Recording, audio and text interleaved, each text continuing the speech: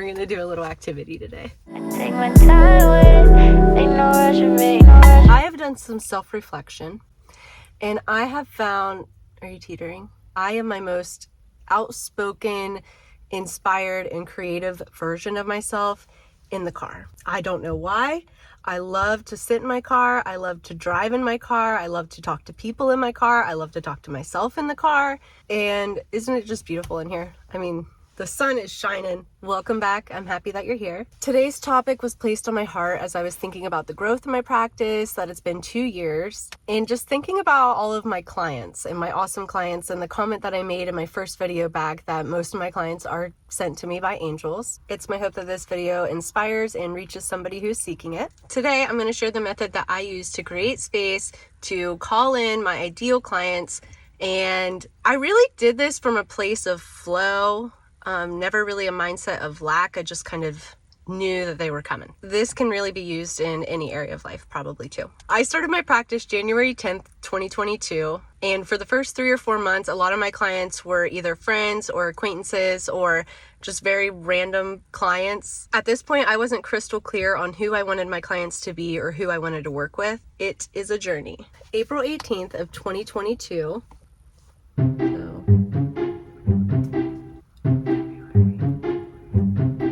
April 18th, 2022. That the date doesn't matter, but it was about three or 4 months into my practice. I was like, okay, we got some time under our feet, feeling it out. What do I like to work on? Do I like to work on just people who want relaxation, even though I focus on deep tissue? Like, I was really narrowing it down. I wanted to get clarity around the type of clients that I wanted to call in. How was I going to create a space that supported my happiness, my joy, my flow, from a place of just bliss, and allowed me to feel deeply connected to my practice? This will be sacred and special to you. So be real, be authentic, and be honest with yourself about this, and say no to anything that does not align with your vision.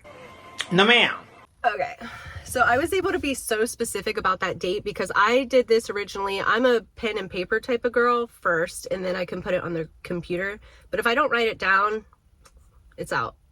Never happened. But I went back and looked. I still had the paper, but I have it in a spreadsheet too. It's really cool. You'll look back and be like, wow. So we'll talk about it. I'm going to take a screen recording of me doing this and maybe post it up here too. Take a piece of paper. There's something powerful about writing it, and you can write it on an iPad or whatever you have. We're going to think about our grade A client. Who do we want to spend at least 80% of our time with, or to fill 80% of our practice? This is your dream person. So we're going to draw a little stick person. And we're going to say target 80%. Now, after you draw your little stick person, you can give them a name. I gave mine the name Joe Schmo. Now, this is the magic part. You get to decide. You get to create Joe. What is he like? You get to create them exactly how you want. The attributes, the qualities, the values, all of those different things. I started with a little bit about me. If Joe is seeking me as a massage therapist, Joe probably likes deep tissue massage, isn't opposed to trying ashiatsu massage. Now, what age group of people do you want to work on? Do you want to work on people in their 20s to their 30s, from their 20s to their 40s, from 30s to 40s, 50s to 60s, so on? Pick your age range. It can be a big gap, it can be a small gap, it's whatever you want. You'll have different varieties of this. So this one version of Joe is 30 and he has all these qualities, and then the other version is like 45 and has all of these different qualities. Cast your net as small or wide as you like. Where are they located? This will be different too, depending on what you decide, if you're going to do mobile massage or not. I know some people are doing that. Are they local? How far is their drive from you? List the different communities that they live in that you would want to have in your practice. We're going to talk about their jobs. So I just listed a bunch of jobs. It obviously doesn't matter what people do, but my massage therapist brain goes, jobs specifically affect our bodies, right? So if I'm working on somebody, let's say I just write down an accountant who probably sits a lot during the day. So my brain is like, okay, what problems are they going to have? What symptoms are they going to have from sitting all day, or in their posture? And like, can I help with that? is why we focus on what their jobs are. So do you want to work on nurses or labor workers or other massage therapists? What do they do? Next is, what is their level of physical activity? Do you want to work on bodybuilders, or do you want to work on a specific type of athlete? Do they do moderate to light working out? Are they swimmers, runners? This is all going to play into what you like to do in your practice. What needs does this client have that you can help with? Obviously within your scope. And we'll talk about this more in depth with symptoms and desires. What are Joe Schmo's hobbies? I created hobbies for my clients that are relevant to what my skills are in the work that I enjoy doing. Clients who golf and work out, it's common that they have some sort of back pain.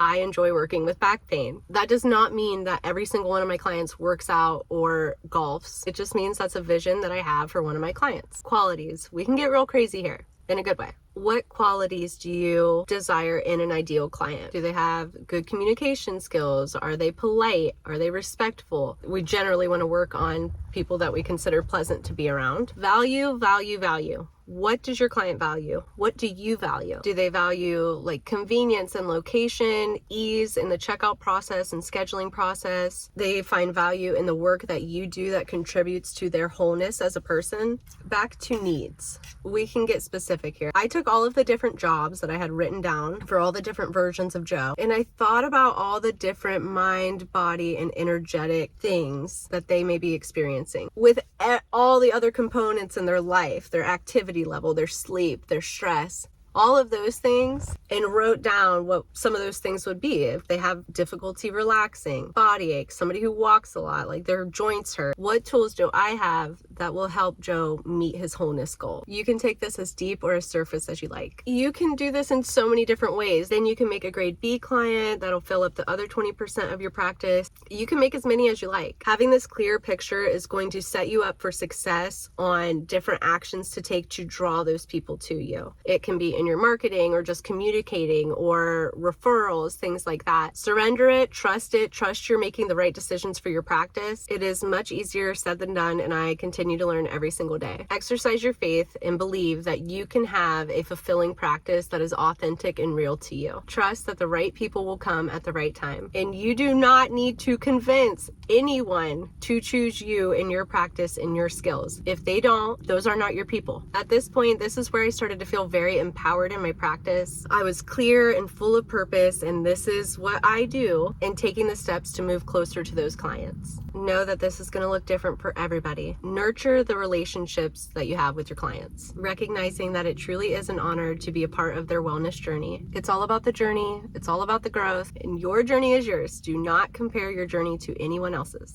My back is on fire. You can always revise this, right? You can always adjust this. If you build that with Joe, and then you're like, I don't really want to work on this type of person anymore. I want to switch it up. Do it. Make the decision and make the necessary changes to align with that. I'm looking forward to hearing how this works for you, and I'll see you soon. Love you. Take my time with, ain't no rushing me.